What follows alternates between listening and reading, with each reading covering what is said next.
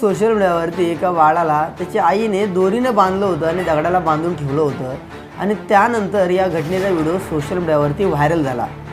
एकनाथ शिंदे यांनी या बाळाची व्हिडिओची दखल घेत या बाळाला सर्व उपचार करण्याचे आणि त्यांनी ठाण्याच्या ज्युपिटर रुग्णालयामध्ये त्या बाळाला दाखल सुद्धा केलं। या बाळाला अक्षरशः हे 2 ते 3 वर्षाचं बाळ आहे, परंतु त्याला बोलता येत नाही, ऐकता येत नाही आणि त्याच्यावर उपचार करण्यासाठी मुख्यमंत्री सहायता निधीमधून उपचार करण्यासाठी त्याला ठाण्यामध्ये दाखल करण्यात आलं। पण मित्रांनो, अशा पद्धतीनं या आई वडिलांवरती एवढी परिस्थितीची का ओढवते, एवढी स्थिती का ओढवते, याचं कारण काय आहे? कारण महाराष्ट्रामध्ये सर्वात जास्त जर ग्रामीण भाग बघितला तर त्या भागामध्ये खरोखरच रोजगाराची खूप समस्या मोठी आहे।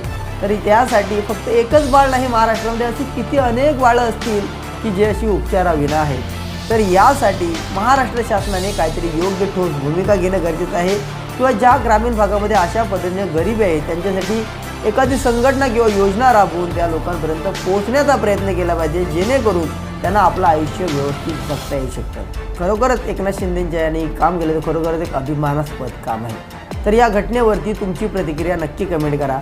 जर तुम्ही चॅनलवर नवीन असाल तर नक्की सबस्क्राईब करा।